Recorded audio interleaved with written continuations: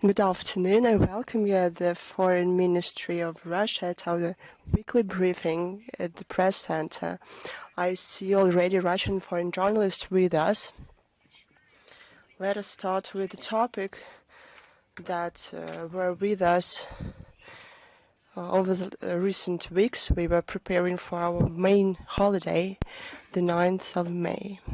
The point is that, of course, this special year goes on, and there will be a lot to do with this topic, as well as in any other year and any other day that is full of memory, of historic memory for us. I would like to especially mention this huge contribution by our diplomats and foreign missions. They did it together with our compatriots. I'd like to say that the celebrations were huge abroad. It's no secret that the Victory Day unites us truly. And we celebrated it together with friends of our country from all over the world. Tens of thousands of people participated, many memorial events all over the world. Around the clock, the celebrations were covered in our accounts of foreign ministry. Some statistics: since early May, more than 5,000 of posts were posted dedicated to the Victory Day, 5,500 materials. This marathon did not stop for a second. People on all the continents, in all parts of the world, proudly showed the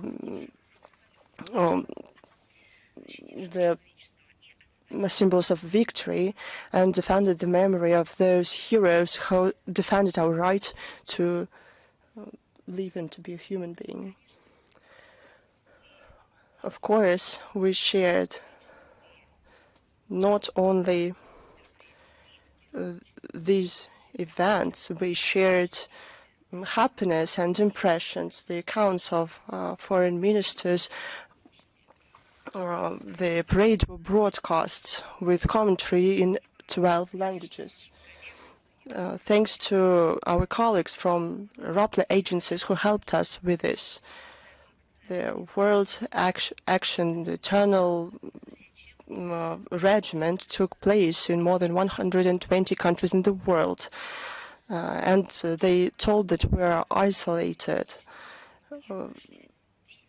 Tens of thousands of our compatriots participated in the celebrations. They went through blackmail, threats, but they did it anyway. They preserved the memories of the heroes of World War II.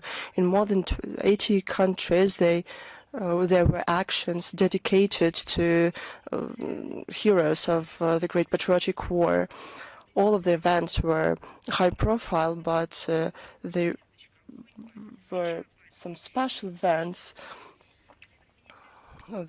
We launched a project, Songs of the Victory, in the style of vinyl discs. I'm happy that that many people liked the project. This initiative was truly popular. People shared it and with their friends and families. This project was participated by 2.5 million users of the Telegram platform. It's fantastic. Thank you for caring. Special attention by Russian diplomats and compatriots belongs to memorial events, wreath-laying ceremonies in more than 70 countries. People tended to the burial sites of POWs and soldiers, and the conditions were really severe amid continued the so-called war against monuments. On the General Consulate in Bonn held 130 events. A lot of memorials were attended by a lot of people with symbols of the Great Patriotic War. In Austria, the complex Mauthausen was participated by family members. And I give those examples because I cannot give you all the examples. There's more. Because unfortunately we have to confirm that in a number of countries, for example in Poland, Germany, those events took place amid provocations from collaborationists, the supporters of the neo-Nazi Kiev regime, with the acquiescence of the local law enforcement. Nevertheless, all the memorial events did take place. There were memorial services to the Red Army soldiers. Special words of gratitude on behalf of the Ministry of Foreign Affairs I would like to give to the choir of Teretsky. For 10 years, this team tour all over the world with the words of the victory.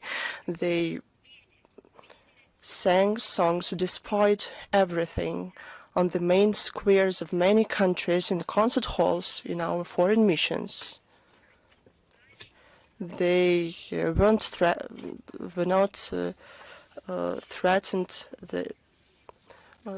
This was the something that the Mr. Turetsky received from his father, to share the art and historical truth to all generations now in the 21st century. And of course, with special pride, we saw the broadcast from the hall of the General Assembly of the UN that brought together veterans and their children. They sang songs together with the choir of Turetsky. Our website will have a special section dedicated not to this anniversary of victory, and there are hundreds of them, believe me, that already have taken place and will take place. All general consulates on all our foreign missions and Rassatrudenchestvo, our diplomat that contributed to the implementation of these events will be mentioned there. And their contribution will be duly covered. We'll do everything we can for that, because these things should be recorded. Now let's go to the relevant agenda. Let's start with the schedule of Foreign Minister. Today, in several hours, Sergei Lavrov is going to participate in the first session of the diplomatic club that renews its activities through thematic events with the participation of diplomatic corps under the auspices of the Diplomatic Academy of MFA of Russia. Minister will give a speech, talk to the leaders of diplomatic missions accredited in Moscow, as well as to take place in the round table titled Culture Without Borders, Role and Development of the Diplomacy of Culture. And of course, the topic of the Great Patriotic War, World War II, will be mentioned for many times during our briefing, because everything to do with today's relevant agenda continues the problems, unresolved problems, or that renewed, unfortunately, about the Ukrainian crisis. President of the Russian Federation, Vladimir Putin, on May 11th, put forward an initiative to renew direct negotiations that were suspended by the Kiev regime on behest of the then British Prime Minister Boris Johnson. I'll remind you, in the spring of 2022. At the same time, President of Russia proposed starting these negotiations without delay or preconditions in Istanbul on May 15th. As the Russian president said, the essence of this negotiation is, I quote, remove the root causes of the conflicts to establish a long-lasting and durable peace with a historical outlook in mind. We said many times the Russian side is prepared for serious negotiations. The Russian the delegation arrived to Istanbul and is prepared to serious work. Now, about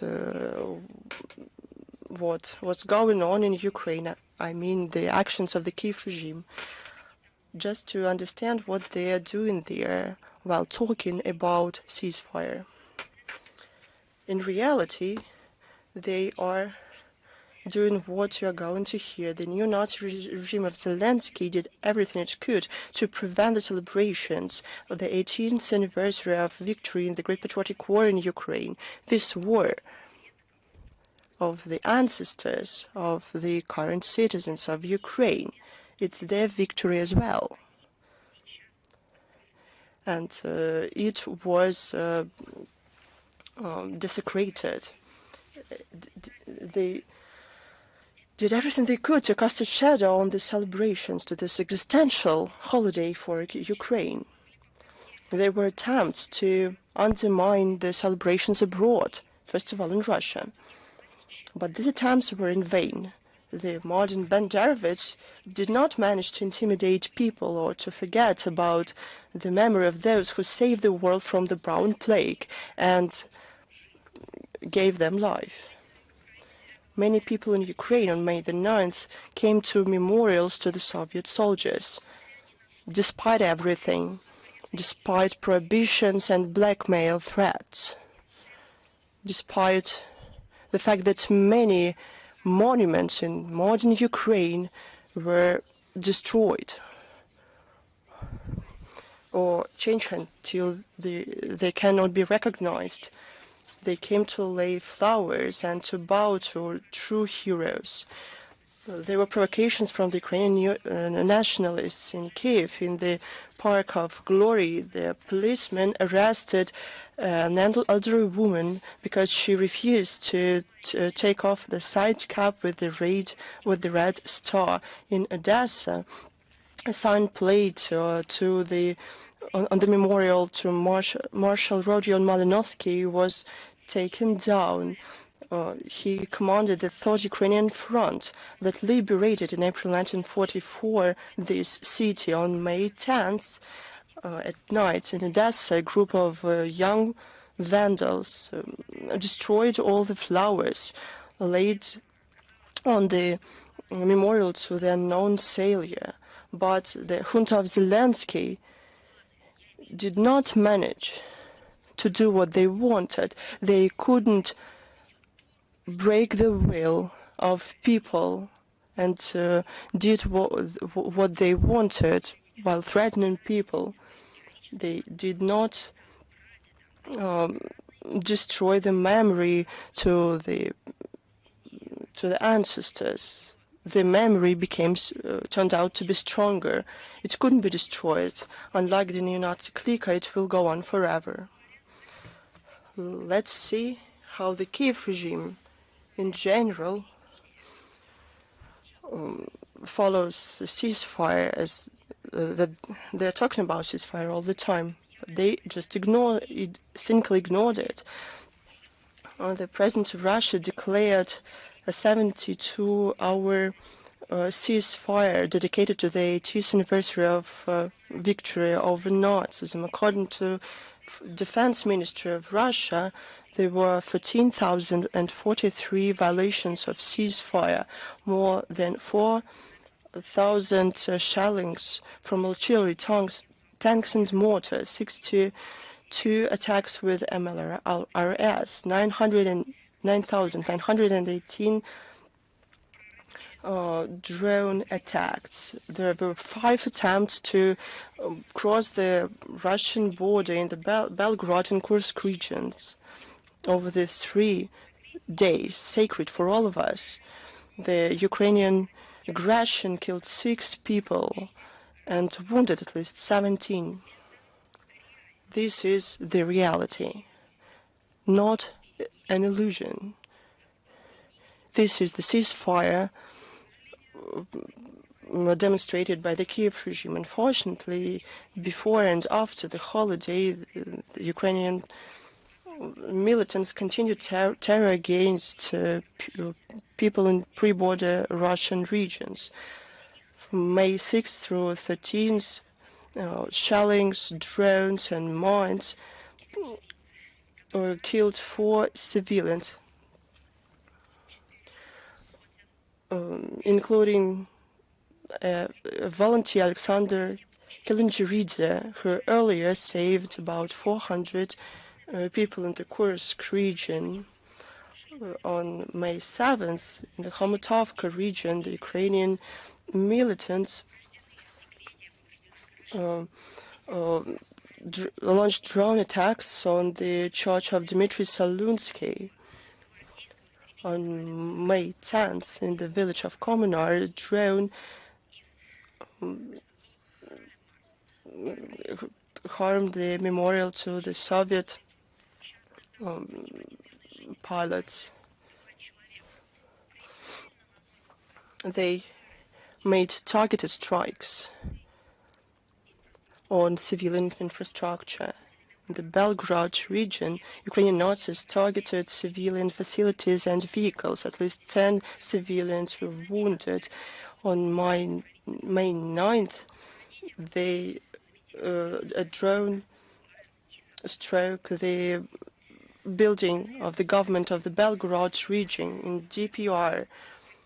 Because of the Banderovich strikes, 2 people were killed, at least 9 wounded, including 3 teenagers. 3 people on the Victory Day were harmed. A 16-year-old teenager was wounded in the village of Krynichne on May 12th. In the Kalininski district of Gorlovka, a drone dropped an explosive, wounding a 14-year-old teenager. In Luhansk, on May 13, the Ukrainian forces attacked with drones an asphalt and concrete factory. They also targeted a team of rescuers arrived to the scene.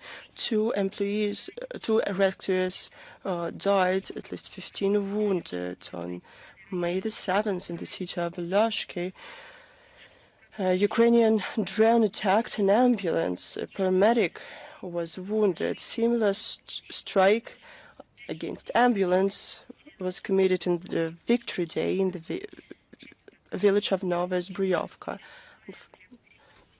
On May 9th, 8 populated areas in the Kherson region were attacked. On May 6th, the Kiev regime, with kamikaze drones, damaged memorial to liberators. On the eve of the Victory Day in Kakhovka, the Russian security service arrested 3 Ukrainian people who planned to explode a bomb not far from the memorial T-34 tank. In the Bryansk region, there were also attacks against populated areas, including against a school in the village of Sapichi. They never stopped before harming children. It's their philosophy. As to the sponsored and curators, we saw all this get-together in Kiev on May 10th of the European leaders of war, including President of France, Chancellor of Germany, Prime Ministers of Great Britain, Poland.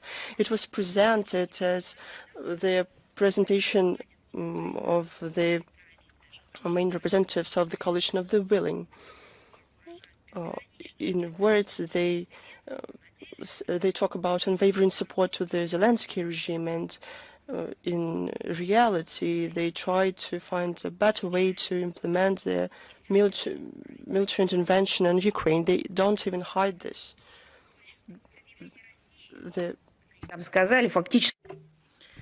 The main outcome of that meetup was issuing an ultimatum to Russia about its unconditional support of the 30-day ceasefire that will start on May 12th, in which the Kiev regime and its European patrons have decided to spontaneously declare. They have obviously forgot that at that moment when they thought about this step, the ceasefire introduced by Russia on the occasion of the 80th anniversary of victory hasn't expired. What were their threats again? They threatened to reinforce sanctions against our country, but they forgot that the language of ultimatums is unacceptable for our country.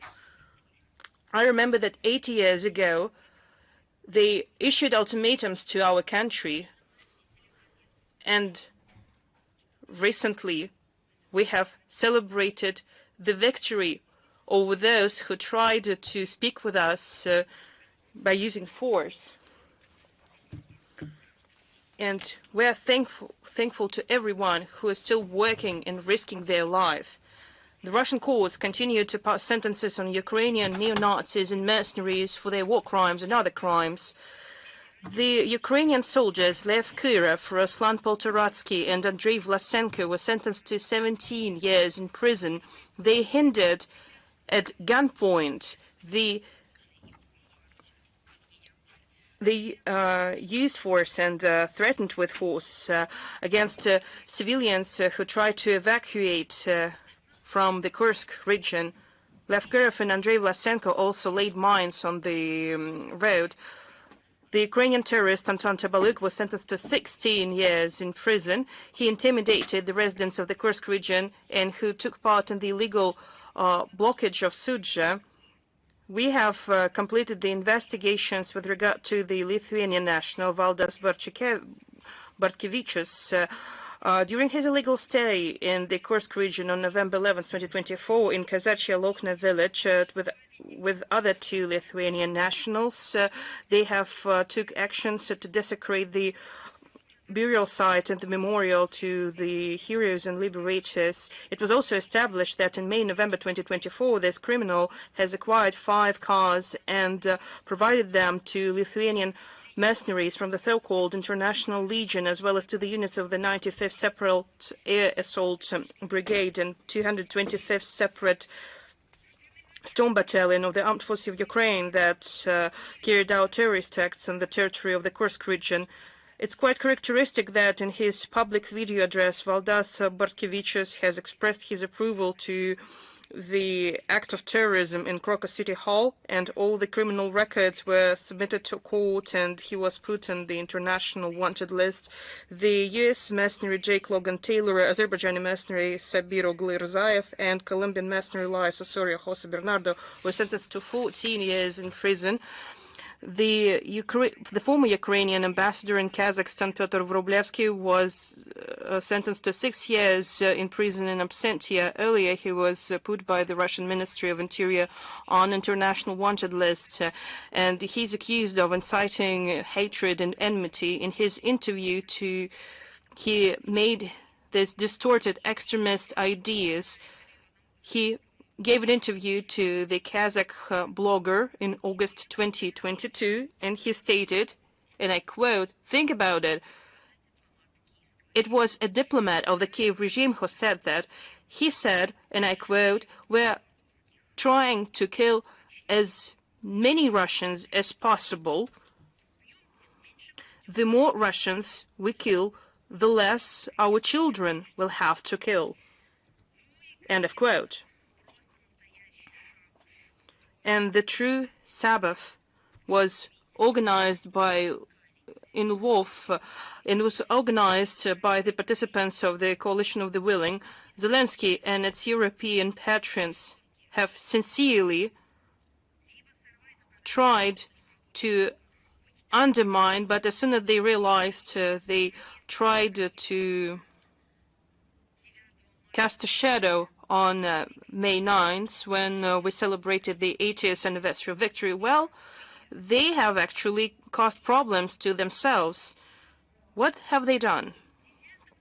On May 9th, they have organized a shameful meeting in Lvov, and it was the meeting of EU foreign ministers, which was led by the high, but I should say low, representative of the EU on foreign affairs and security policy, Kaja Kallas. It was expected that they will publicly proclaim the establishment of the special tribunal on the Russian aggression, as they say, against Ukraine, but they decided not to do that, and they limited to words of supporting such a reckless scheme, and they preferred to do the usual thing, which is the discussion of providing the Kiev regime with further military assistance. In particular, Kaja Kallas pledged another 1 billion euros in the interests of the Ukrainian military-industrial complex and the expense of the EU nationals, because their opinion is not taken into account. The money will be used for the production of drones and missiles, and Brussels also plans to allocate another 900 million euros of revenues from the immobilized Russian assets, or I should say stolen Russian assets, and they are going to use it in the military needs of Ukraine. In the similar legal way, France plans to carry out the technical maintenance of Caesar howitzers earlier provided to Ukraine, and Germany plans to send 125 American long-range missiles ATACMS to Ukraine, as well as 100 interceptors PAC-3 for Patriot air defense systems. And militarization of Ukraine was high on the agenda of EU-Ukraine Second Defense Forum that took place in Brussels on May 12th.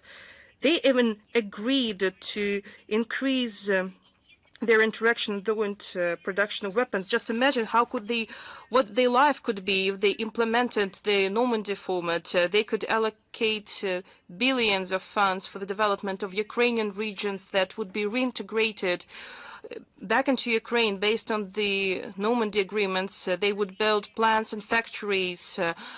They will produce new cars.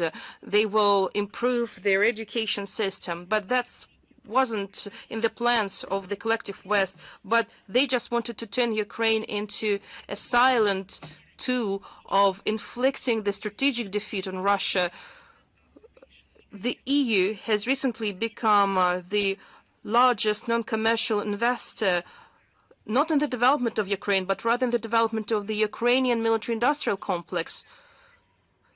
But this military-industrial complex aims to kill the Ukrainian citizens. All of that is a convincing proof that the EU seeks to continue military actions and to escalate them. Brussels spare no expense and reduces its social expenditures and costs on other spheres. According to the recently published data, the EU total funding of the Zelensky regime since February 2022 is estimated at 147 billion euros. 50.3 billion euros were allocated in military assistance for Ukraine. And again, another bill on Ukraine that demonstrates that the Ukrainian leadership is still interested in continuing the bloodshed, and it is indicated by the plans declared by the deputy head of the office of the president of Ukraine, Irina Vereshchuk, to submit to the consideration of the Verkhovna Rada a bill that will provide systematic training for Ukrainian citizens how to act in the conditions of war, including education on territorial defense and civil resistance. This initiative is in fact a disguised general mobilization of the Ukrainian population to ensure a long-lasting war until the last Ukrainian. Well, given these bills and legislations, Kiev has no thoughts about reaching peace. That's why the special military operation is relevant. I understand that we will the situation in Ukraine is one of the main topics of our briefing, and we will go back to it, and let's discuss the situation in Moldova. The celebrations of the 80th anniversary of victory of the multinational Soviet people in the Great Patriotic War has revealed the ideological abyss between the Moldovan authorities and the deeply patriotic people of this country. In the lead up to this sacred holiday for Moldovans, official Chisinau continued its cynical and reckless fashion to take steps to rewrite the history of the Great Patriotic War. Just look at what they're doing. On April 29th, another cemetery of Romanian heroes was opened in Opich, Kaushan district. Probably these were poets of the 17th century or artists of the beginning of the 19th century. Who are those heroes? These are the heroes who fought in the Antonescu army and died in summer 1941 during the invasion by the Romanian German fascist troops in the Soviet Union. On the night of May 9th, unknown vandals have desecrated the memorial to the soldiers of the 161st Firearms Regiment of the 95th Moldovan Firearms Division in the Hinchersky district. And as earlier, the official authorities hasn't reacted to that in any possible way. According to the mass media, the Ministry of Education and Research of Moldova banned the teachers of educational facilities to take part in the Immortal Regiment action, and they threatened them to not attest those workers or even to fire them.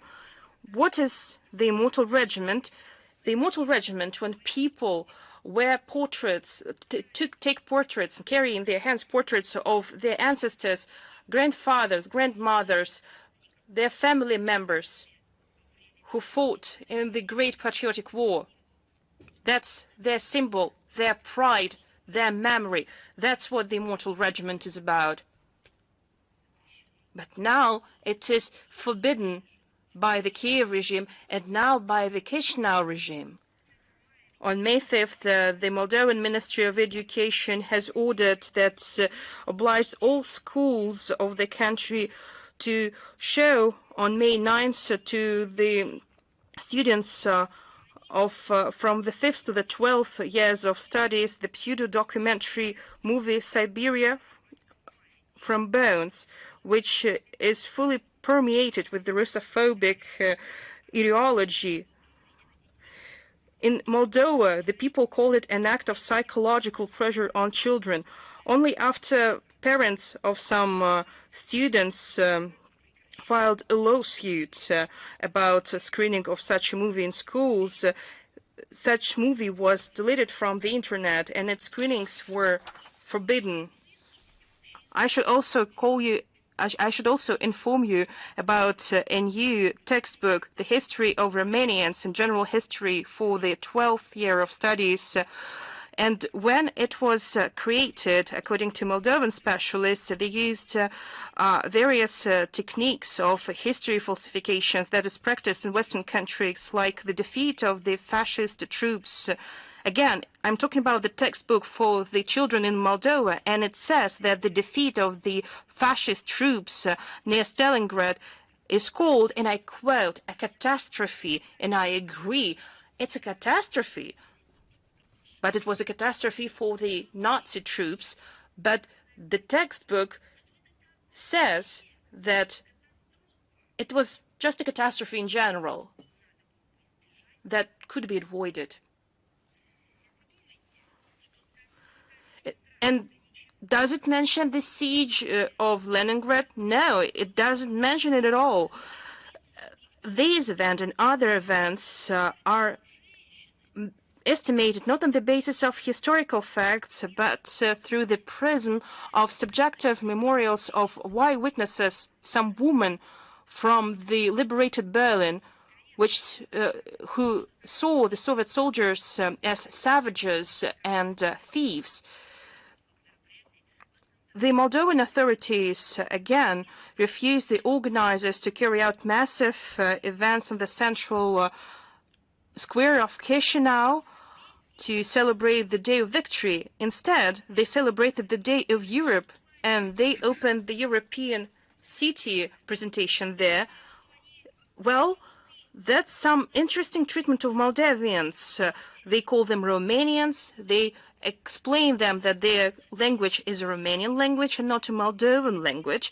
And now they are building European cities there, and they're refusing Moldovans what they cannot refuse them just based on the law of physics, because Moldova is situated in Europe and has always been situated there.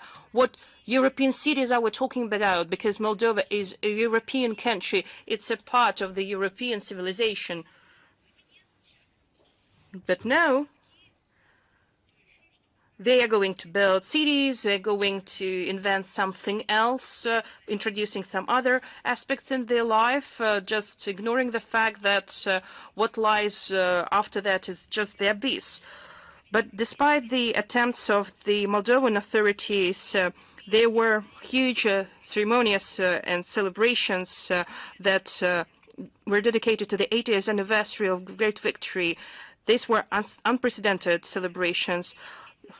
Nearly 150,000 people on both sides of the Dniester River attended the Mortal Regiment actions and the March of the Victory, the international action memory candle.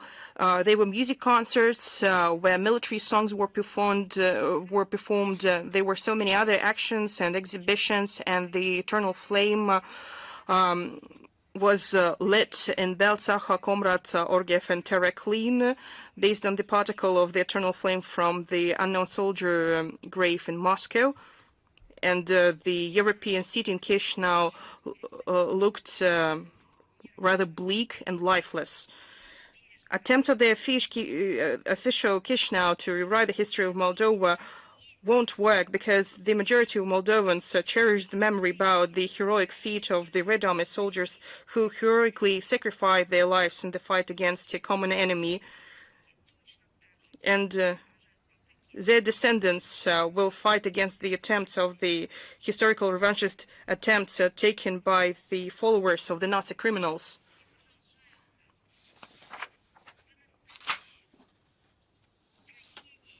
The persecutions against those in Moldova who are not afraid to speak their mind on the historical truth continue.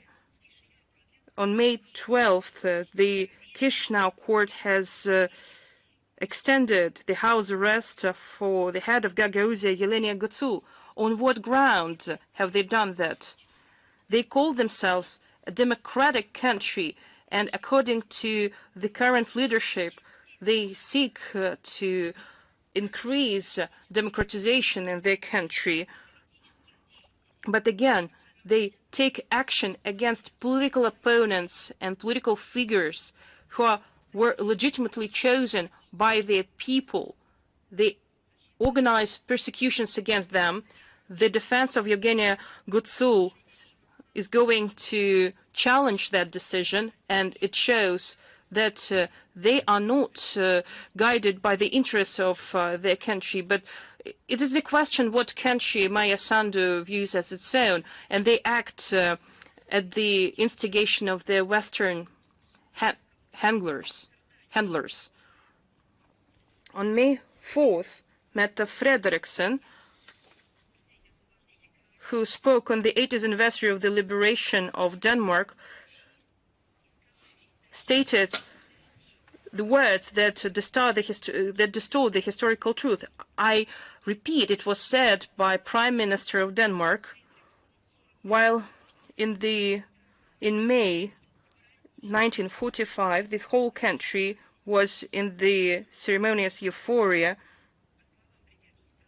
Soviet bombs, as the Danish Prime Minister said, were dropped on the cities Nexe and Reni, and after that Bornholm was under Soviet occupations for a whole year.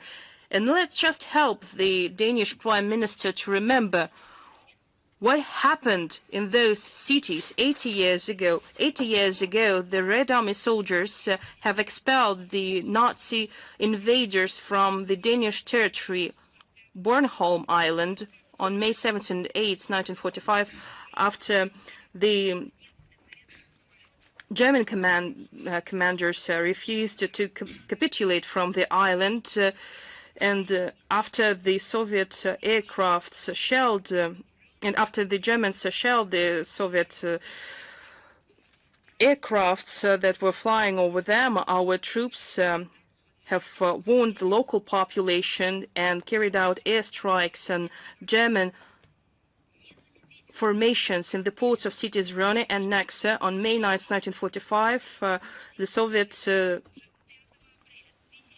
soldiers landed on the island. Leadership of Denmark has repeatedly thanked the Soviet leadership for liberating Denmark. Foreign Minister Gustav Rasmussen, when he was giving his speech before Soviet soldiers on April 1st, 1946, declared about, and I quote him directly, on deep appreciation of the Danish people for the participation of triumphant Red Army in liberation of Denmark. End of quote. He also emphasized exemplary discipline of Soviet servicemen during their stay on the island and assured them that Denmark will always remember them as their friends. I have a question to Danish Prime Minister. Do you now have other friends? So the Red Army is not a friend of yours any longer now. Who's your friend? Nazi and fascist troops? Regrettably, today Copenhagen, led by the current agenda, is doing to the history what is not allowed to be done with it. So they're trying to defame the military operation of the Soviet Union, Bornholm, trying to justify in the eyes of its own population the current hostile foreign policy of Denmark, a criminal course of policies to support the Kiev regime, the falsified facts about the Soviet contingent. The Danish leadership prefers not to remember the destructive bombardments done by the US and Britain. Danish historians say that 307 Danish died and a large number of kids were also victims of their attack. More than 600 people were injured. It's also silenced that the only country out of anti-Hitler coalition who was deployed on the Danish territory, the USSR was the first country to withdraw its forces. Let me remind you when all this ended, as Danish Prime Minister remember all of that, only in fall 1947. The U.S. is still deployed in the Danish territory, but neither London nor Washington, for some reason, is not called occupying forces by Mette Frederiksen. He's just afraid. I know that. In the context of liberation by the USSR Bornholm, we'd like to emphasize the following fact, namely the negligence by Copenhagen of obligations to administer Bornholm, and I quote it, without any participation of foreign troops. This was enshrined in a note by the Danish side addressed to the government of the USSR and happened on March 8, 1946. This disregard, this negligence is now manifested in the conduct on the island of provocative military exercise with the participation of the US. We consider such actions by the Danish authorities as the ones countering their own assurances on the inadmissibility of foreign military activity on Bornholm, and the ones that create threats for security, for Russian security in the Baltic region. Now, over to Latvia. It's not news to anyone. One of the despicable episodes covered by media the other day, I'm going to tell you about that, the leadership of the Latvian town of Ogre. And please be patient because you just have to bear what I'm going to tell you. The leadership of the Latvian town of Ogre installed at the entrance of the Art and History Museum granite steps. Well, what would think? What about it? Well, we need steps to enter the building. We have to enter the building somehow, but there is one detail. Those were manufactured from fragments of monuments to Soviet soldiers that were demolished. So where do these stairs lead? They lead to a museum which exhibits blood-stained uniform allegedly belonging to a serviceman who died in the zone of a special military operation. According to reports, it could be turned over to the Latvian neo-Nazis by single-minded individuals of the Kiev fascist junta. If these facts are confirmed, so they are subject to the Russian criminal legislation. So, such actions of the administration of this end-time museum were condemned even in local academic and public circles. They call the exhibition of the uniform unacceptable, said that it's not according to the ethical code of the International Council of Museums and the 1949 Geneva Conventions. One should say that even earlier in the streets of this city, people saw posters depicting soldiers of the Latvian Legion Waffen-SS. They were manufactured with the consent of the head of municipality of the town of Ogre. Maybe the OSCE and UNESCO should be concerned about it. It's about museums. It's about neo-Nazism. In this context, it would be right to remember that in April 2025, Latvian prosecutor's office declared by the termination of a criminal case initiated in 2006 against Gerbert Cukurs. So who is that person? He used to be Gabsturmführer of SS and a member of the Arise Commando.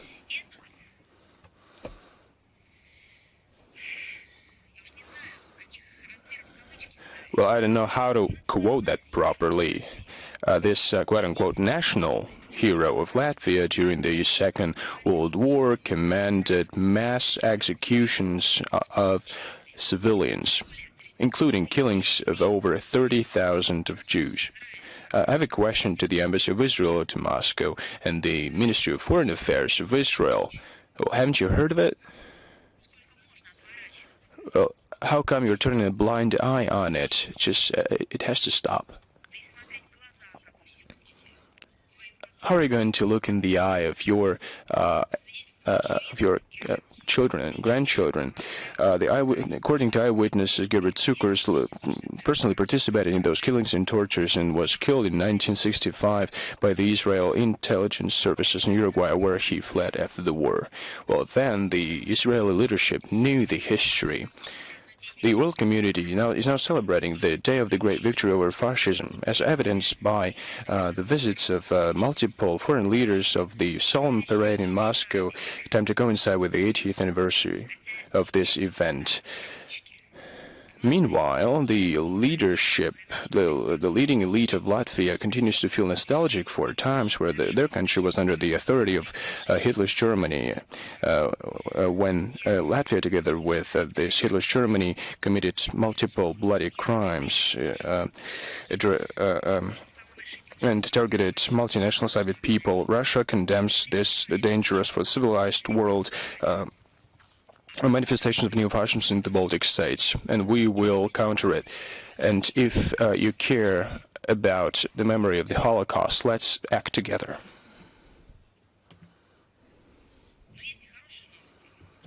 We have good news as well.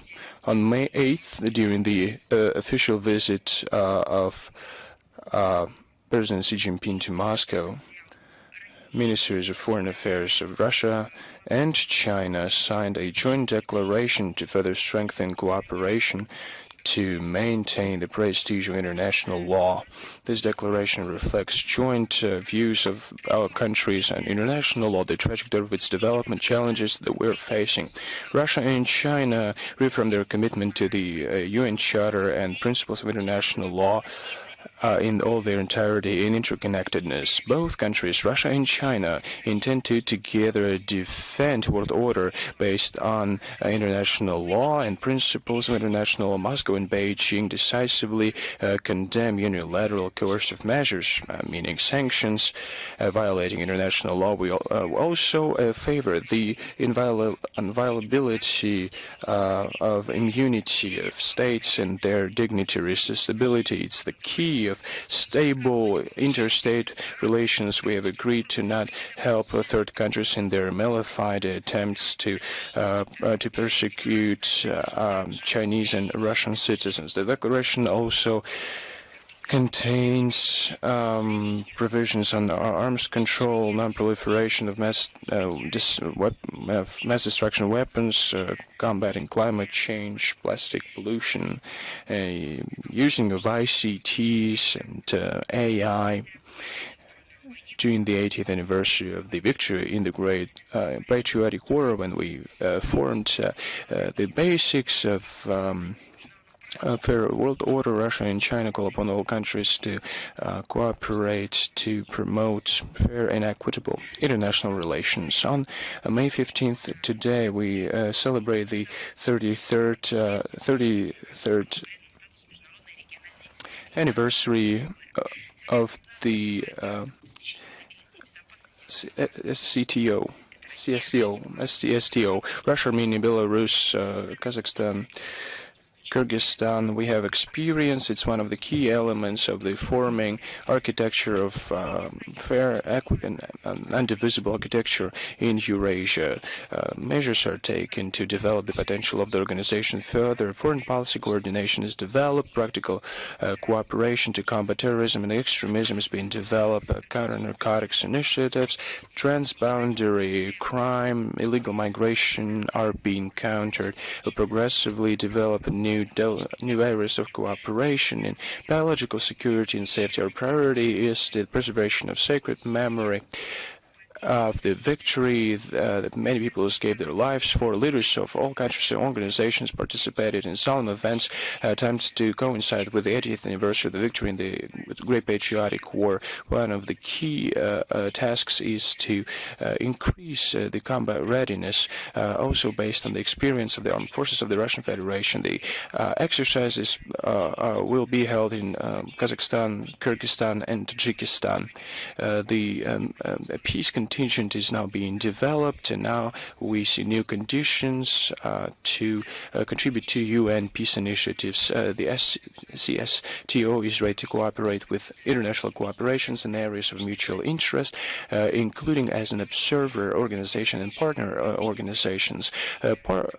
Prospects of further development, strengthening of potential, and increasing the potential, curbing different challenges will be discussed in May and June in Kyrgyzstan during the Council of Defense Ministers and Committee of Security Councillors and of the CSTO.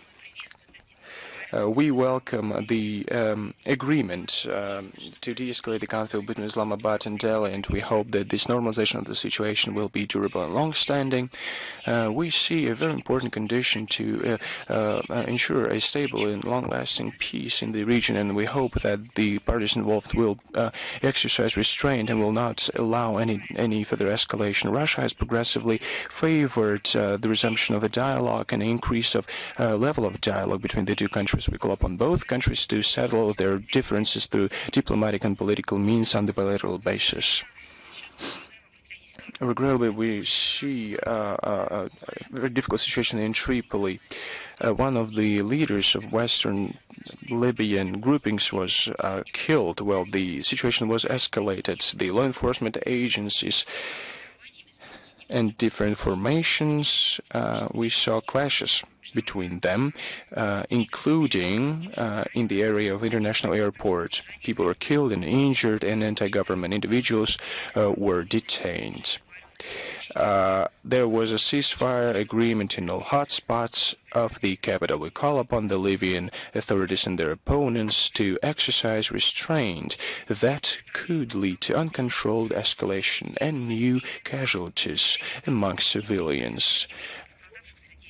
There are no casualties among our compatriots in Libya. We recommend Russian citizens to avoid going to Libya before the situation goes back to normal.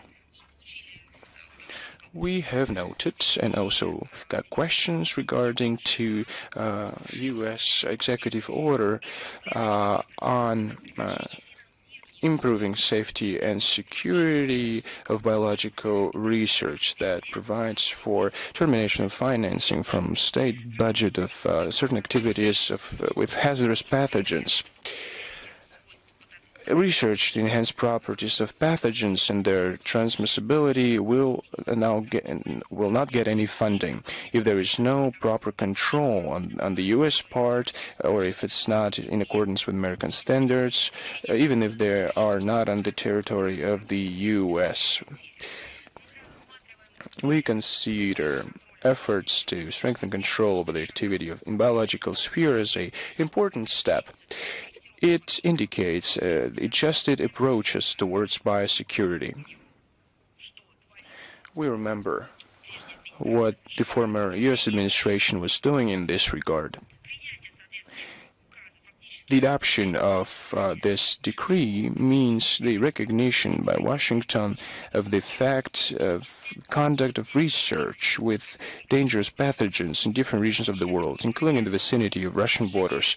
We have drawn your attention to this in the last couple of years. We have to remember a large-scale work conducted by chemical defense troops commanded by Igor Kirillov, who was killed at the instigation of the Kiev regime. We will give links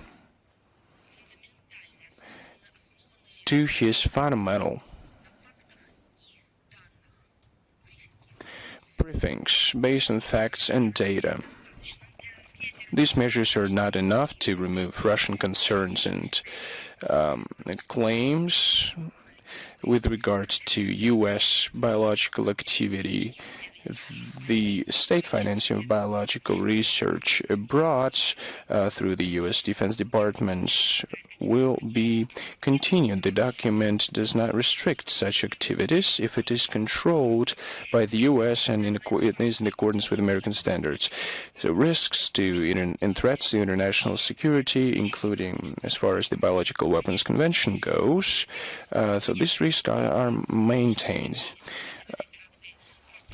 Now we have to look at different military and biological programs on the territory of Ukraine. It violates BTWC. Russia has tried to get answers with regard to the aforementioned activity. We intend to further ask these questions to get an exhaustive, comprehensive information and explanations. We hope that the current U.S. administration will take necessary steps to settle this unpleasant and very dangerous situation. Biolabs in the Ukrainian territory, they use dangerous pathogens that can be connected with the development of bioweapon components was earlier confirmed by American dignitaries. You remember statements by Victoria Nuland, who was not looking herself when she was saying that. We have repeatedly said, and now we're reiterating it again, that we're open to bilateral contacts with the American side on this subject to eliminate the existing irritants. We hope that Washington will take steps to remove concerns of Russia with regard to military and biological activity by the U.S. to ensure the total compliance of by the American side of obligations within BTWC. We have also paid attention to information disseminated by the media of crimes committed by Anglo-Saxon Afghanistan. Veterans of the British Special Operation Forces told media about that. Some fellow soldiers felt their impunity and regularly committed killings. Probably think that we're talking about terrorists, but we're talking about unarmed people. They killed off the wounded and even had a competition who killed more. Bloodthirsty, they wanted to settle accounts with Afghans during each of the so-called counter-terrorist operations. Even children fell victims. I'll tell you one more time. This is not fiction, not some kind of propaganda by the Kremlin or somebody else. Those are accounts of those who personally participated in it. To justify these terrible crimes, they planted firearms and fake grenades to the killed. Didn't the same things happen in Syria? They used false reports about operations to avoid investigations. The Afghan authorities draw attention of the then British Prime Minister David Cameron to the killings of civilians by the soldiers of the UK. However, no measures to bring military criminals to justice weren't made. We call on the British authorities to stop keeping silence about these cases and bring to justice all those responsible for killings of civilian Afghans. We receive a lot of question and comment on this topic regularly, but so we accumulated those questions and we want to give one answer. I mean the pensions. We do it because we receive a lot of requests about the situation with pensions and other social benefits to the citizens of Russian Federation abroad. The overall number of those eligible to receive pensions and other social benefits in foreign currency outside the territory of the Russian Federation stands at 84,119 people. They live in 74 countries in the world. Since the first quarter of 2025, because of stronger sanctions, the Gazprom Bank have difficulties with paying off the benefits in euros, including it in Latvia, Estonia, Lithuania, and Bulgaria. The Russian side, in good faith and fully fulfills its commitment within bilateral relations. Their blame for the artificial crisis with the financing of pensions for Russian compatriots abroad fully belongs to the Western society and its finance institutes that in essence block transactions from the Bank of the Russian Federation that is authorized to make the transactions. Russia makes active efforts to settle the situation. On May 14th, by the way, we had one more important date, 70 years to the Warsaw Pact organization. It was based on the Treaty of Friendship, Cooperation, Mutual Assistance, signed on May 14th, 1954. Will publish detailed material about it today on the website of the MFA. The events dedicated to the 80th anniversary of victory will go on throughout the year. Within the St. Petersburg International Legal Forum, and CIS Legal Forum is going to take place. There will be a special section, the legal heritage of victory in the Great Patriotic War. The It will discuss the protection of the common heritage of the CIS and the basic principles of the post-war world order. The video address will be sent to the participants by Foreign Minister Sergei Lavrov. Moderator of the section will be special representative of the President of the Russian Federation on International Cultural Cooperation, Mikhail Shvitkoy. The participants of the panel discussion will include representatives of Russia, Belarus, Kazakhstan, Uzbekistan, the CS Executive Committee, as well as Special Rapporteur of the UN Council on Human Rights, Elena Vudov-Gan. We will be happy to see all the participants of the St. Petersburg International Legal Forum as guests of this event. A priority of our country, as you know, it's the international humanitarian track, is promotion of the Russian language abroad.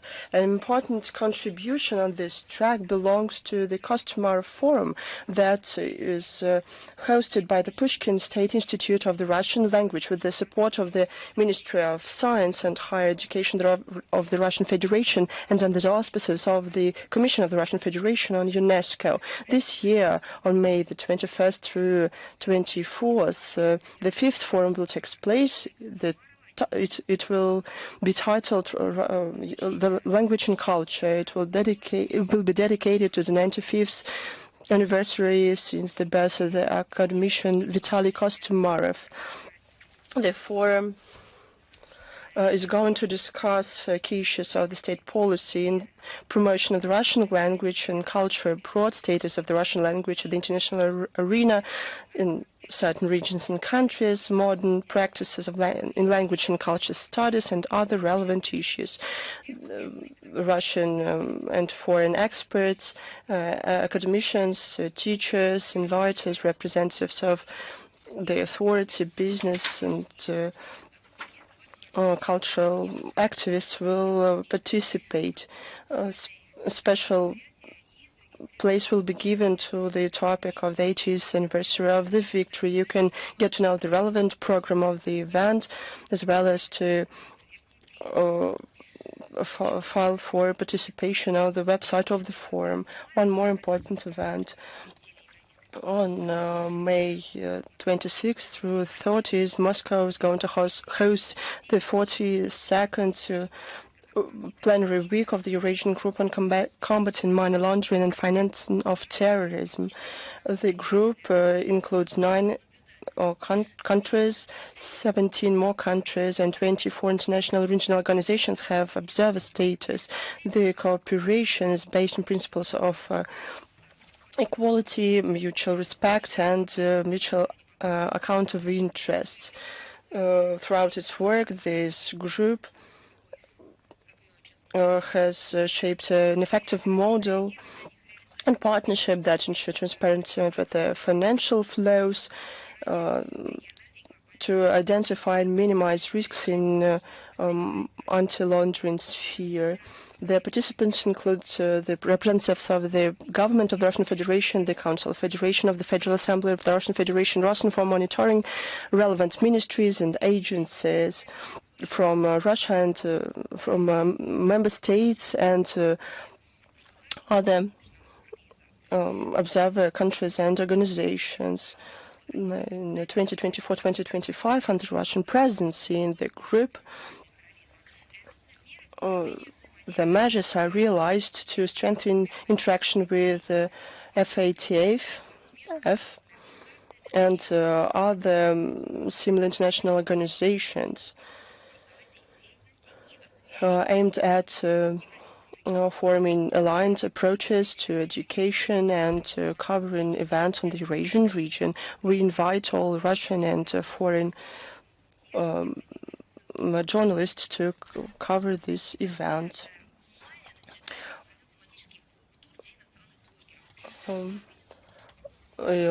In early May, Blog Tour took place for bloggers. It was organized together with Rosmolodaj, the NGO of the Office of World Youth Festival.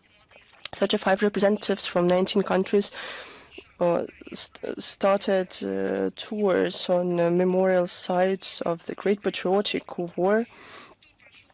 There were 4 routes: Moscow, the Volgograd region, St. Petersburg, the Leningrad region, St. Petersburg, the Republic of Karelia, Moscow, the Tula region. The participants managed not only to get to know the true history of the Great Patriotic War, but only to personally talk to veterans and to learn about the heroic deeds and tragic events from their personal accounts. They shared their impressions in the new media, and I can say for sure that millions of subscribers saw these materials. I would like to mention one more event that was supported by the international youth movement.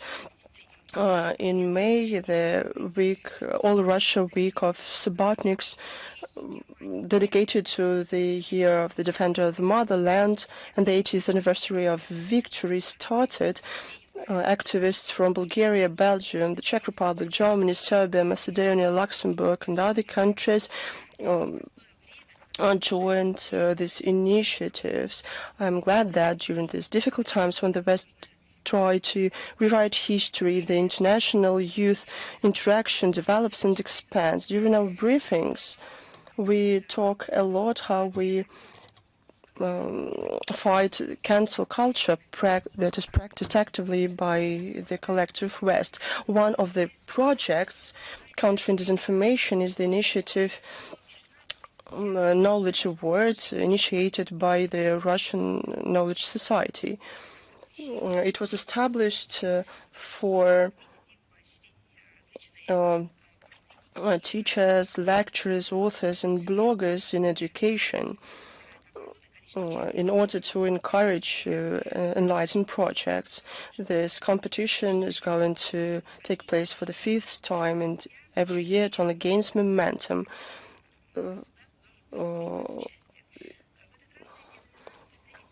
This time, representatives of 56 countries from almost all the continents are going to participate. There are several stages of selection, and Russian Foreign Minister Sergei Lavrov is a part of the jury.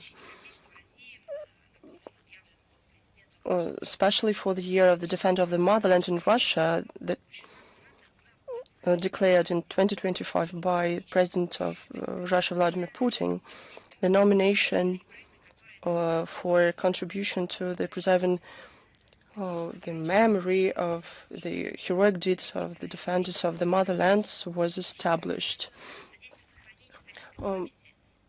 This contributes to the preservation of the historical memory and true patriotism. An important part is the nomination of Foreign Light of the Year, where foreign citizens participate regardless the country they live in.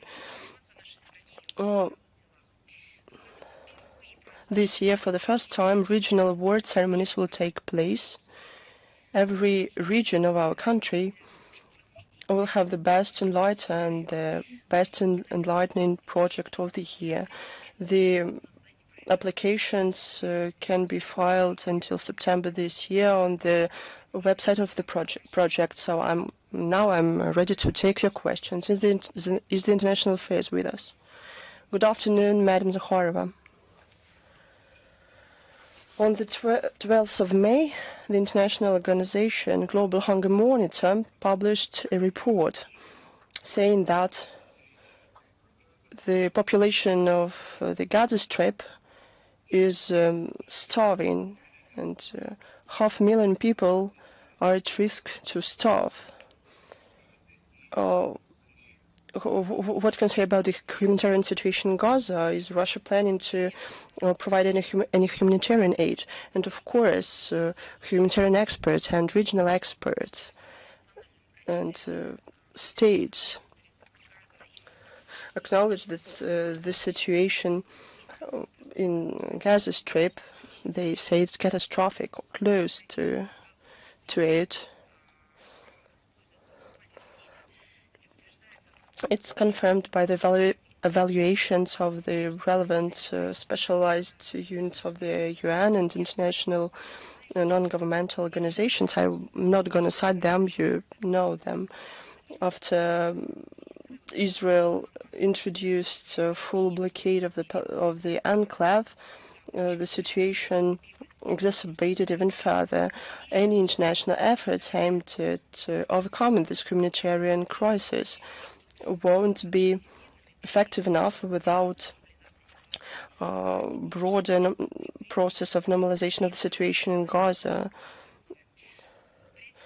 A priority for today is to achieve a ceasefire as soon as possible that would ensure a secure humanitarian access to the sectors. To Russia, which traditionally provides humanitarian aid to the Palestinians, both bilaterally and through specialized UN agencies. Since October 2023, Russia's emergency ministry sent some 800 tons of cargoes. Besides, our country every year contributes to the World Food Program of the UN. $2 million will continue this complex contribution. Thank you. And if I may, one more question. Probably everyone cares about it. Do you have any information about the time of the beginning of the negotiations in Istanbul? I'll tell you one more time. Our delegation is already in Istanbul. Its composition is known. The relevant information was published on the web resources of the Kremlin. These negotiations are going to start in the second half of the day. This is the only credible information. Thanks to you. Thanks to you. Is Vestia with us?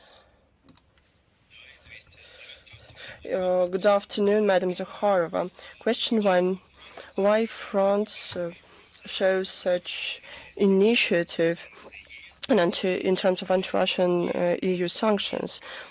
Can it and other EU countries to threaten Russia with sanctions in terms of settling the conflict in Ukraine? How can Russia respond to that? Briefly, it does not have any right to threaten. There is no provision in international law providing for that, and France should ensure the international law, but there is no mentioning of such a right in the international law that would give France or any other country to threaten any country with restrictions circumventing the UN Security Council. But it's no surprise. We know that Paris since 2022 is one of the zealous accomplices of hybrid war against our country. It's no news. Read the statement of President Macron. Probably the next day he's going to tell something different about negotiations, about tables, or where they want to sit at. But then the narratives go back to the previous route. But then they start blackmail and to give ultimatums. But the French de facto lead the party of war. They want to be together with the British, the main masters and sponsor of the Kiev regime. France, its leadership, even earlier significantly contributed to the illegitimate sanctions and, as they say, packages. Now they try to blackmail us with more sanctions. Look at this. I'm not saying anything new. Let's look at the statement of President Macron himself. in his address to the nation, he said that he doesn't mean a subtle ceasefire. Now they call for unconditional ceasefire. It's clear that the West and masters of the Kiev regime wants to give it time, but they escalate the situation in general, and they don't even hide it. It was clear long ago that all those packages adopted by the EU has nothing to do with the settlement of the situation in Ukraine. I think even children understand that. This is an element of the policy of deterrent, now of a trade war. It's an attempt to compensate their problems in scientific and technical sphere, and to prevent the humanitarian development of our country and contacts between our people that who do not want to be Russophobic and to participate in aggressive anti-Russian campaign start against our country. Look, this comes into this. If they think that those measures are effective to some extent, if they were to have something to do with the settlement of the situation in Ukraine, but now you see what happens.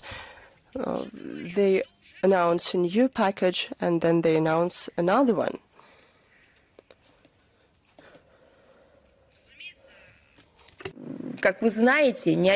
As you know, none of these packages won't be left without the corresponding response of the Russian Federation, which will take into account interests of our country and our people.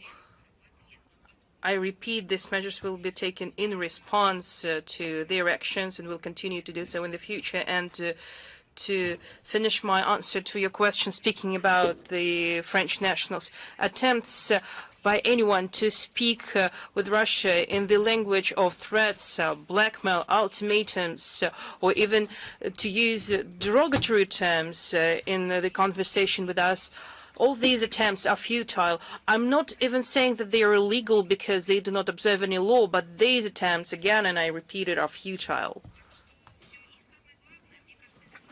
And the most important thing is they need to speak about the results of their manipulations with international law and trust that our country has for their country when they have deceived the entire international community for so many years, when they explain how they are working to ensure the implementation of the Normandy in Minsk agreements, but as the French president said at that time, they weren't even going to do that.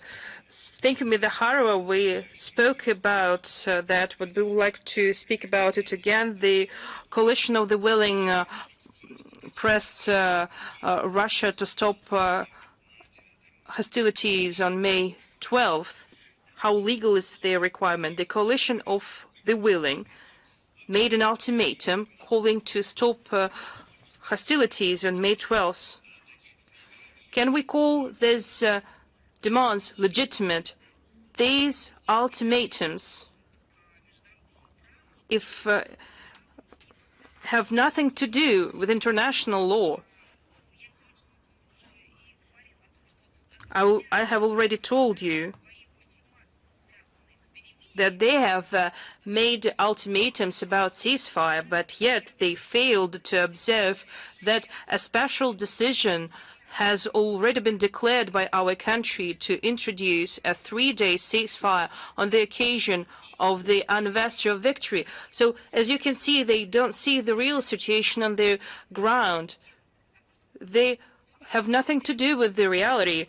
They are doing that to create a specific atmosphere in their country, and it's hard to believe it because in the second half of the Second World War, France was part of the anti-Hitlerite coalition, and it's difficult to believe that France some time ago, when French war veterans were alive, that France could do something to cast a shadow on the victory parade on May 9th and all the celebrations that took place at that time in Moscow. So all these ultimatums and hysteria serve the single purpose. They want nationals of their countries not to watch the military parade and to believe that Russia is isolated. It's difficult for us to hear that and to understand it, but it is easy for them. They're ready to go to Lvov. They are ready to organize the coalition of the willing.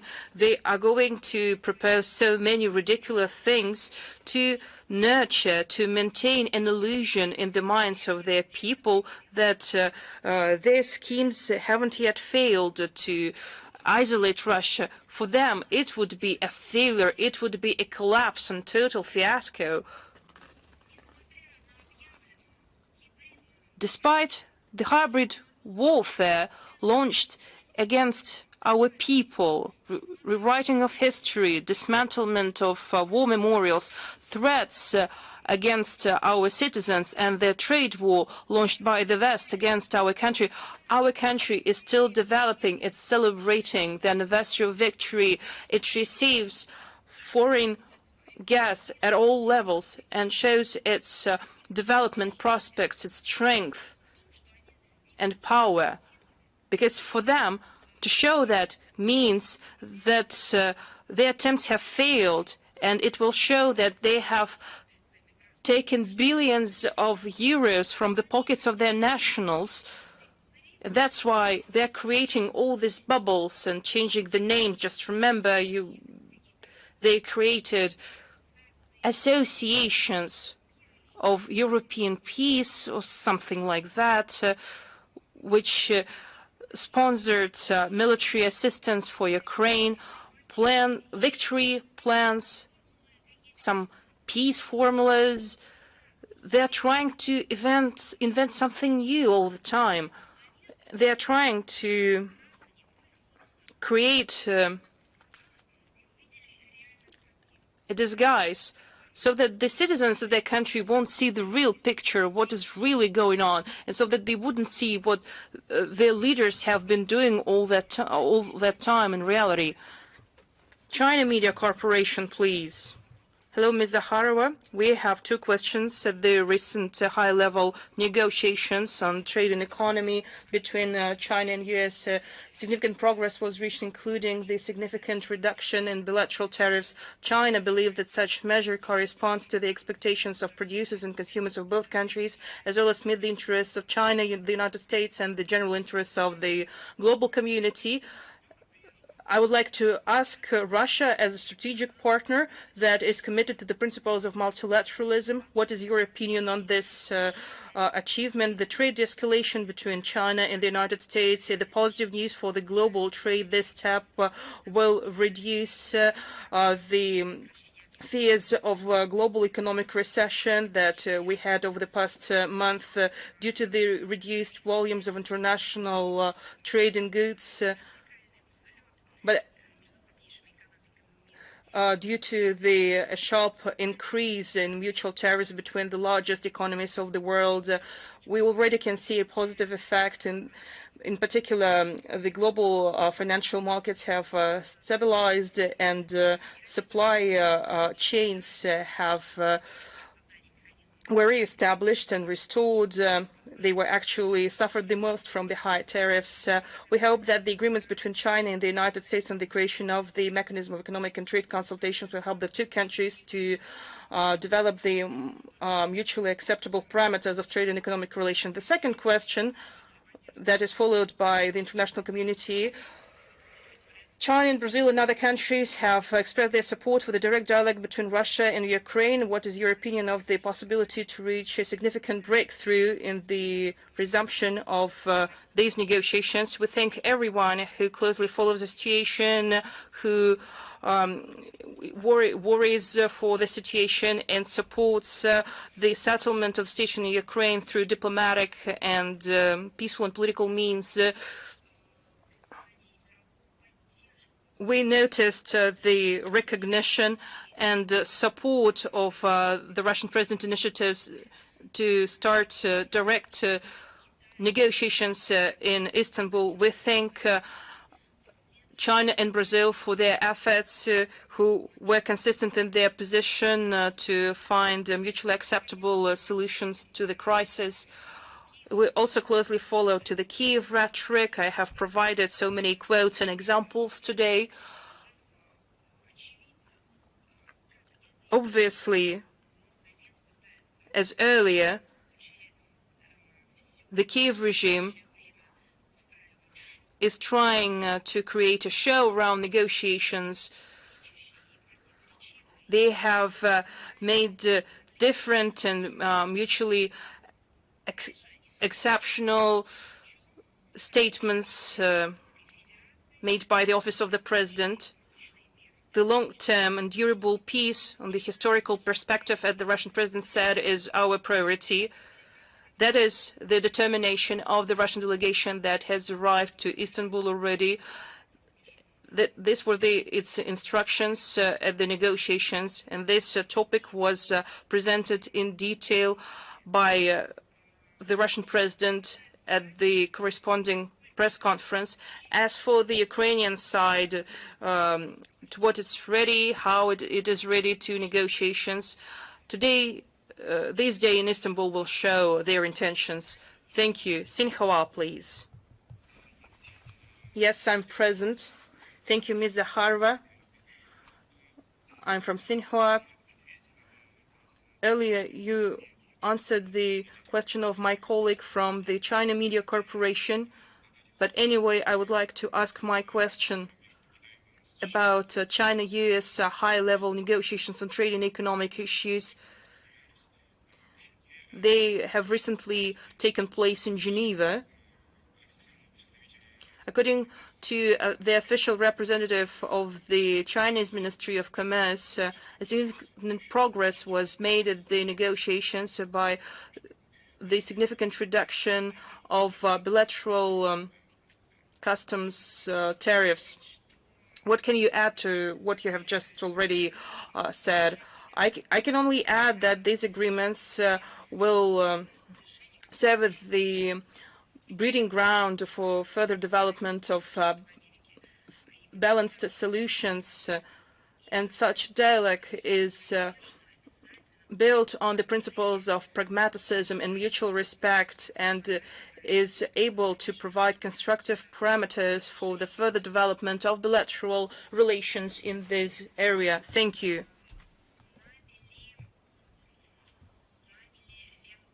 Lenta.ru, please. Thank you. We have two questions for you. I'll start from the first question. Germany has expressed its desire to be present at the possible negotiations in Istanbul, and the same option is being considered by the US President Donald Trump. What is the Russian position on the presence of Western leaders at the Russia-Ukraine negotiations? Well, let's speak about Germany, because as for the statement of the American president, I didn't see it, but I saw the statement made by the German officials. Statement made by German, French and British officials have a contrast sharply with what they actually do. They want to have a seat at the negotiating table. After that, they are talking about the settlement of the crisis, but at the same time, they continue to provide the Kiev regime with military assistance. They provide unrealistic sums of money for Kiev by disregarding the economic situation of their countries. They condone all monstrous neo-Nazi solutions of the Kiev regime, not only just to suppress the rights, but to destroy the human rights on the territory of Ukraine. That's the reality. And given that reality, how can they lay claims on the seat at the negotiating table? And when they make statements to be involved in the political and diplomatic steps, they should correspond to their real actions. But if their words don't correspond to what they're actually doing, it's strange that adults are making such statements. But just the situation says for itself. And the second question, President of Azerbaijan, Ilham Aliyev, planned to attend the military parade. However, the visit was cancelled. What is the current status of Russia-Azerbaijan relations these days?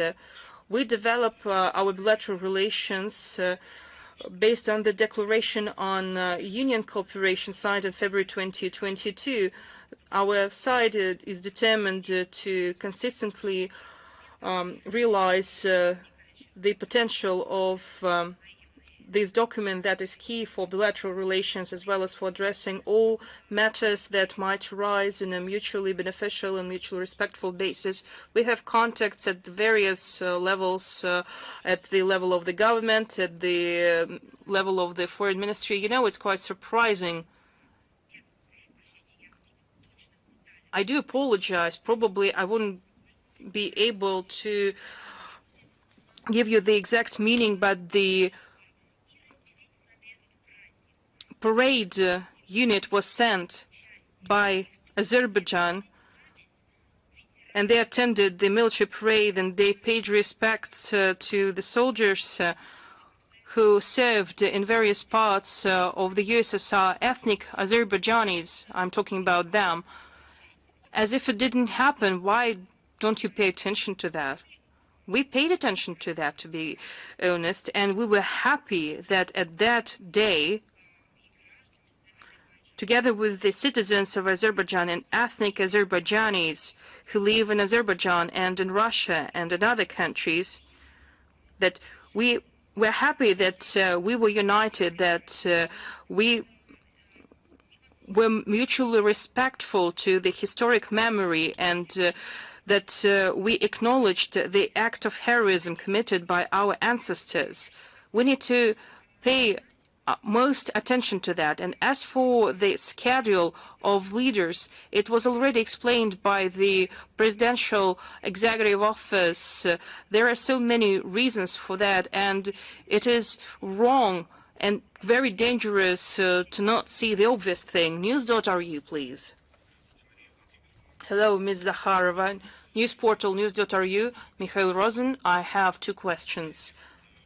Ukrainian President Vladimir Zelensky stated that he is ready to have talks with the Russian President Vladimir Putin. At the same time, the Ukraine hasn't still abolished the decree of 2022, which bans Ukrainian officials to be in dialogue with Russia, while it's still being led by Vladimir Putin. How can you explain this legal and political detail and conflict? That is the result of the chaos that was sought by the Western Bloc in Ukraine. They have created controlled chaos, but now the chaos is not controlled anymore. For decades, they have been making experiments with Ukraine, like organizing Maidan revolutions, having a direct impact on political figures, providing pastries and cookies on the square, training fighters there, creating coalition of the winners, expulsion of legitimate authorities. And now you're asking how is it possible that they have such illegal conflict? It is a man-made story. It was created in Ukraine by the collective West. Thank you. And second question, you stated that Russia will properly respond to the decision of Poland to close the Consulate General of Russia in Krakow, and you added that Warsaw deliberately destroys the relations with Moscow and acts against interests of ordinary Polish citizens. Are there any grounds to believe that after presidential elections scheduled on May 18th, the Russophobia of Polish politicians would diminish to some extent, or probably quite worse, it might even lead to the freeze of diplomatic relations? We believe that such low point in our relations that there is nothing to freeze anymore. Probably we could we couldn't do as the Polish regime. We wouldn't act against our own citizens, but yet they are doing that. No steps that will facilitate such state of affairs have never been taken by our country. We will respond properly to these actions. As for the prospects to reduce the degree of Russophobia, well, it is a question for the Polish authorities. They need to answer that, because we don't see any trends that the Russophobia will reduce in the future. We kindly ask the Polish authorities not to explain their problems with what Russia is doing, like they're trying to explain the situation with the fire that happened at the shopping center several years ago, and they have decided after that to close the Consulate General in Krakow. It's absurd. They're probably so comfortable to make Russia responsible for their failures, but the time will judge us and will make everything right. Those responsible will be identified, but it will happen later. Probably new circumstances will be established, as it happened so many times in the past, as it happened in Switzerland, in Northern Europe, in city centers that probably not have an access to waters. Just remember, they were news about Soviet submarines, but later it was established that these were empty boats or buoys that were swimming on the surface of the water, and they have just provided it in the false way anyway. But I don't think that you could buy Polish thinking people with such notions. Thank you very much. Do we have Swiss television with us? My name is Christo Franz. I would like to ask a question about a documentary that we are preparing, Neutrality of Switzerland. We have heard in recent years different statements in this regard coming from Russia. No, this is not true. You have not heard different statements. They all were similar. Well, we have heard repeated statements. Does Russia consider Switzerland as a neutral state, meaning that Switzerland does not supply weapons to Ukraine or Russia? And the second question is, if there is a conflict with Europe, would Russia respect the Swiss neutrality? Our answer to your question is no. We do not consider Switzerland as a neutral state. Switzerland has accepted a foreign policy strategy. It excludes Russia from the system of European security. It increases contacts with NATO, opened an office of communication of alliance in Geneva, participates in joint system of air defense of NATO, European air shield, and the instigation of the Kiev regime last year. In June last year, Switzerland held a summit of peace in Ukraine. Not being a member of the European Union, Switzerland joined all anti-Russian sanctions of the EU. How can we talk about any neutrality?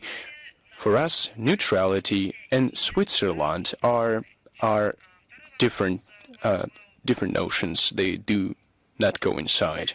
Your second question was, would Russia respect the neutrality of Switzerland? If we do not recognize it, how can we respect it? I think your question is about something else. You asked about a potential conflict. You should ask this question to those people who are feeling this conflict. Why do they need this militarization? They use Ukraine as a tool to put pressure on Russia, but it has failed. Now they decided to militarize their own countries to do what? Western Europe has gained significant experience in this regard, and each time it turned out to be a failure, to be a destructive experience. So I should say sorry. All our statements toward Western Europe included calls to the invisibility of security.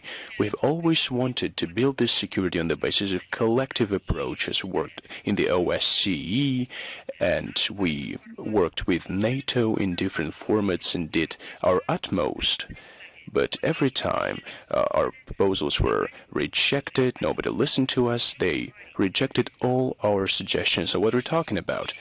Can I ask you one more question? Yes, of course. Do you have militarization process in Russia? Well, hostilities are being waged. Well, we have to be ready to deflect them. Every time UAVs target civilians, terrorist attacks take place, and we strengthen the existing formats and areas to defend ourselves. This is evident and stands to reason.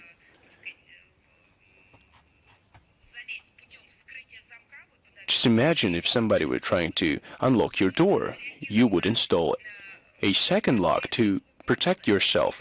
We respond to concrete threats. We see how many armaments are being delivered to Ukraine, and the amount of money that had been allocated to Ukraine so that they conduct terrorist attacks. So, of course, we increase our combat readiness to be able to face them effectively. We did not used to do that. We developed along this track as anyone else, but now we take into account the situation on the grounds. But now we see NATO and the European Union taking certain steps, so we have to react, and you have to accept the reality. To countries that have not been members of NATO and who are in the vicinity of our country became members of NATO.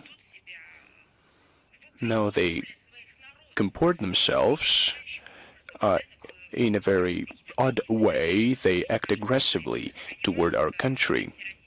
They adopt anti-Russian sanctions. This is a new factor in this formula. Nobody tries to hide it,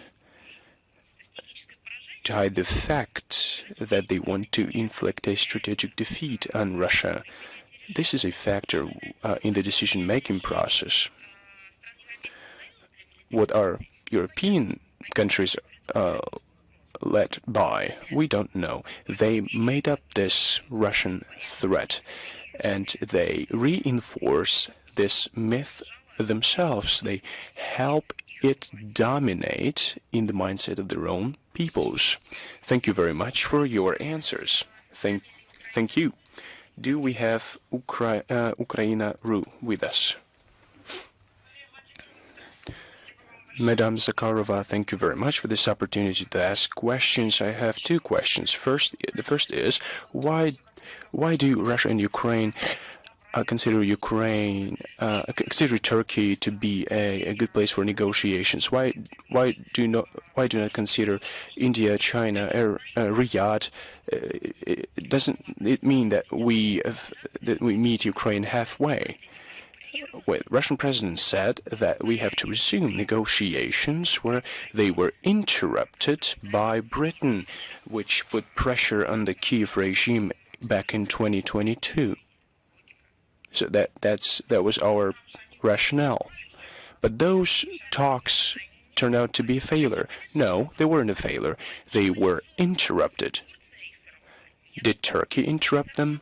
No, that was Britain who did that. And that failure was reinforced by the Biden regime. So are we giving another chance to Ukraine? Our delegation has arrived in Turkey and is ready to work. All our provisions were declared as a basic approach by Russian President Vladimir Putin during his press conference on May 11th. Our comprehensive position was outlined by our president on June 14th, 2024. Thank you very much. My second question is, in which format and at what moment can Putin and Zelensky hold talks? As far as talks by heads of states go, you have to refer to the administration, the executive office of the president. Do we have Rudolf Channel with us? Thank you very much, Madam Zakharova. Thank you very much for the opportunity to ask this question. The Kurdistan Working Party, fighting against the official leadership of Turkey since 1984, took a decision on May 12, 2025 to cease the hostilities. How does Moscow assess the decision of this party, and how will this decision impact regional stability?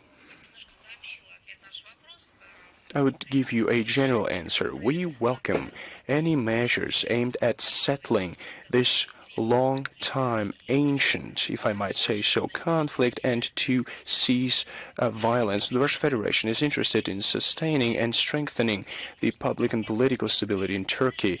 Turkey is our important neighbor and partner. We are convinced that the solution of all existing problems in the country should be done through peaceful means and democratic dialogue, and we hope that all rights and liberties will be ensured by ethnic and religious groups, and the Turkish people will benefit from it.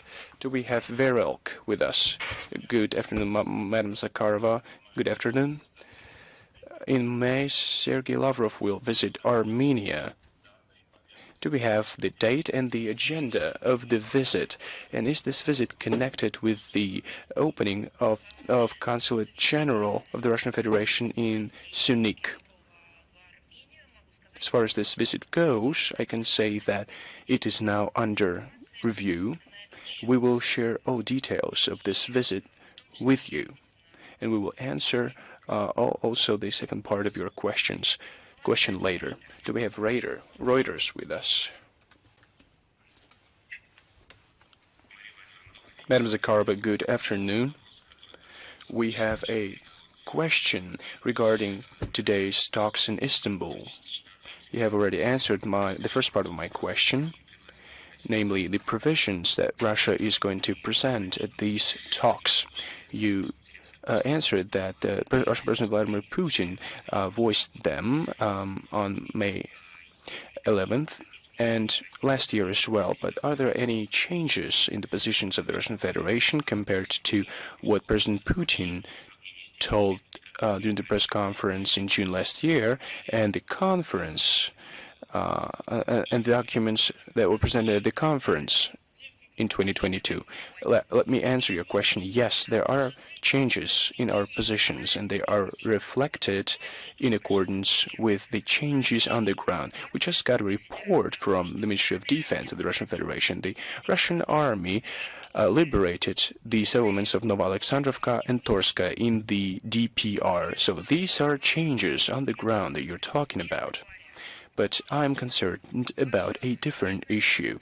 Your wonderful agency, very professional one, always puts forward the question of human rights. We have talked for decades with you about different hotspots and conflicts. Why haven't you voiced this concern? Our president, our foreign minister have talked about it at length. Why aren't you asking about what is being done to people, to their rights? They are being eradicated. those rights are corrected with core interest of the local people. This is surprising. You just turn the page and this subject is not being discussed at all. The right to language, freedom of speech, religious freedom, it's like it does not matter. Well, it matters. These are the root causes of the conflict, which nobody cares about in the West. Now we have a new president in the US and he recognizes them. The representatives of the global majority talked about them. How about the public? How about Western media? They cannot see the key factor in it. The people are being killed at all levels. They are trying, so the authorities are trying to reformat the mindsets of these people, to instill in them anti-human values that counter real humane values. So I would love to talk to you further if you have further questions. I am not attacking you. Don't think that. We're just having an interesting discussion. Thank you. My second question also is about the talks. Territories, border territories. Now, you're not interested about human rights, you're interested about territories.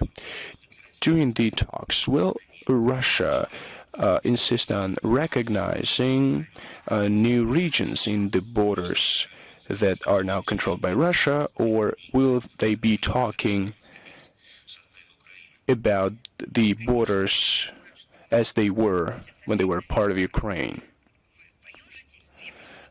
You'll maybe shudder at what I'm going to say, but Western, well, you are now bordering on Ukraine, so that you should be so much concerned about it. But if you must know, if it is your priority concern, you want to understand the links between the talks and the borders, I would like to remind you of a quote by Foreign Minister Lavrov, September 28th. That happened. It was on the sidelines of the UN General Assembly in New York, and he said the following: in April 2022, in Istanbul, there was an agreement between Russian and Ukrainian negotiators, and he said if that had been implemented, Ukraine would retain parts of Donbass. But each time, he added, when negotiations fail, Ukraine gets smaller and smaller. Everybody should remember this quote. Everybody who is trying to find the links between the talks and the size of areas. Do we have News Fran with us? Hello? I just have one question. European Union is going to spend 9 million euros in the coming week using frozen Russian assets. They also plan to allocate 1 billion euros to manufacture UAVs and missiles in Ukraine. So my question is that an unscrupulous cynicism? Is it an act of provocation? Maybe the EU has large economic problems, so that they have to use Russian assets. Well, let me interrupt you. I'm just now following the news, and the Zelensky called the level of the delegation, the Russian delegation in Istanbul, a fake one.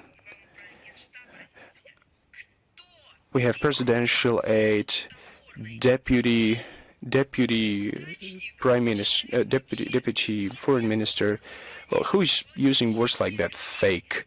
A clown who has no education, referring to people who have academic degrees, who have deserved recognition, who are professional. So he is calling them fake.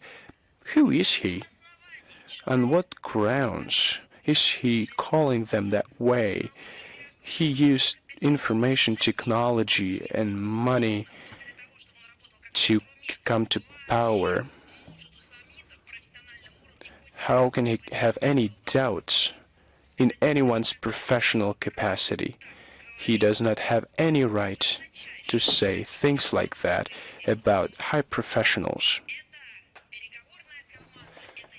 Our delegation of negotiators, as it was declared,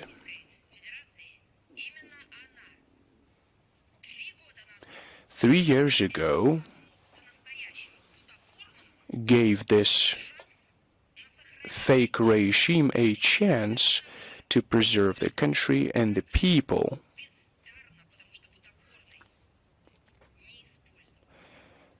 It was the chance that was not used by the Kiev regime at that time. I'm sorry, but, well, I just had to say that. I wanted to ask you about the intention of the European Union to spend 900 million euros using Russian frozen assets to supply the Ukrainian regime with weapons, and one additional 1 billion euros to manufacture UAVs and missiles. Is that an act of cynicism, provocation, or do they have just large economic problems, so they're just stealing Russian assets? It's all that you've mentioned, their economy, their development, their hypocrisy. Of course, it's hypocrisy.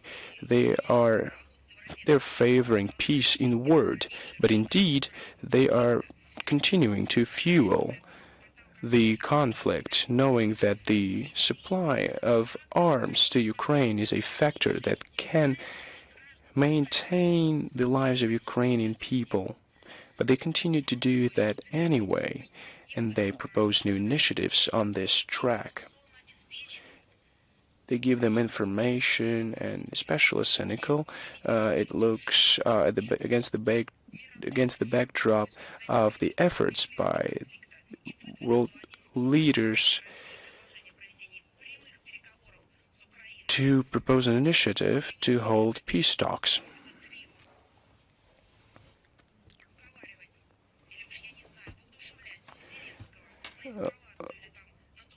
Well, now we have those three leaders who are encouraging Zelensky to escalate the conflict further.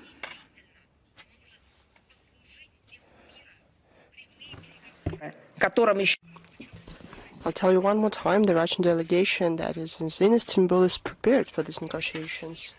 But let's go back to the EU representatives. We already told that they're coming up with the Russian threat. Why do they do that? Because this myth and spreading this myth helps them to divert the attention from the catastrophic situation that they are in. They have response to the sanctions.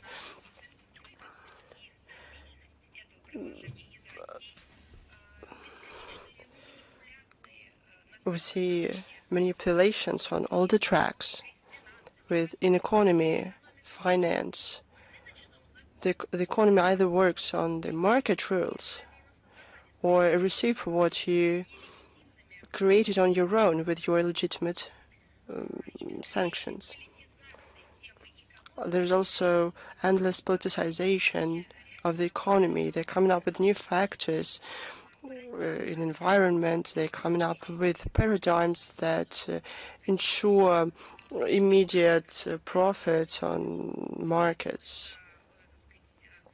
They're not looking for new ways of energy, new types of energy, more green ones, but they use this topic for immediate profits. There's logic, but now it's turned into anti-logic because the essence of their actions is strange. It's clear why they do that, but difficult really to grasp. President of Russia recently gave a characteristic to this.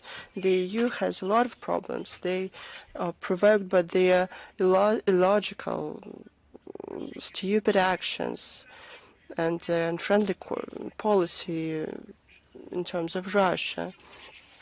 They leave off loans more and more. Now, President Trump came and he deals with the situation that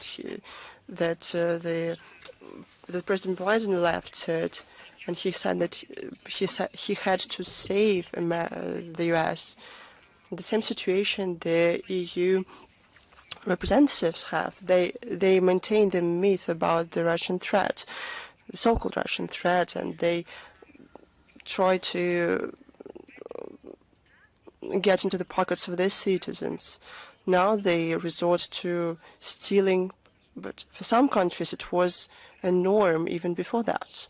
They steal from Venezuela, Lebanon, from many other countries, or some operators or certain structures. It's not for the first time in their history, it's a norm for them. And it was perpetrated throughout centuries. It's nothing new, but it's especially cynical. I'm telling this for the third time. It's especially cynical because all this money that they are giving to Ukraine, it's not because they don't want anything back. No, they want to take the resources out of the country and to make this country dependent. Colleagues, I have to wrap up the briefing. I'm going to answer all your questions individually. Thank you for your attention, and we're following the developments in Istanbul. We will inform you as we get more information. We are in close contact with our colleagues from our delegation in Istanbul. We're prepared to work, and we'll see what the other side is going to do. They talked the most about ceasefire. Let's see how they're going to respond when there's a real proposal.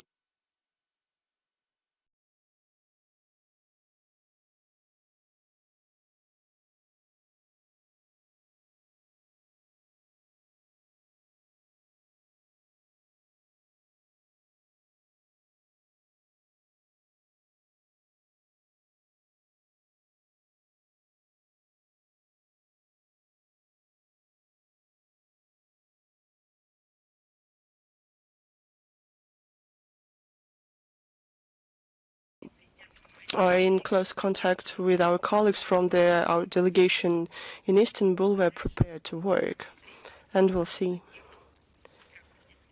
what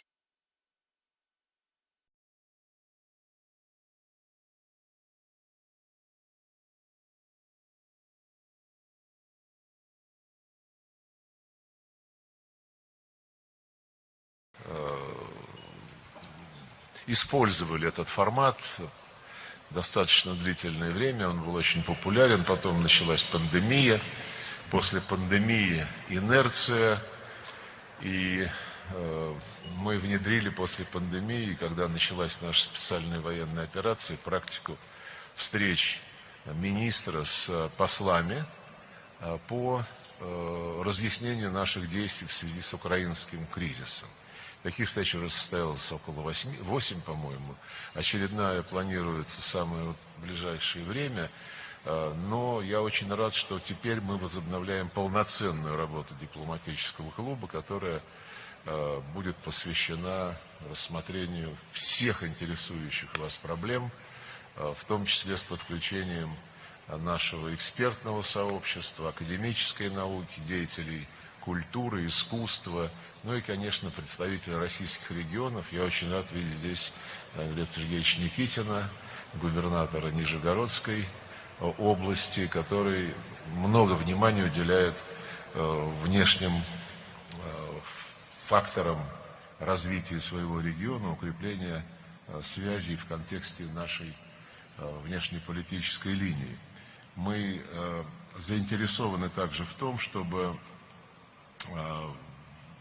к этой работе подключались те, кто работает с нашей дипломатической академией. Именно на этой площадке, на площадке Дипакадемии, зарождались традиции дипломатического клуба. И, конечно, хотел бы поблагодарить исполняющего обязанности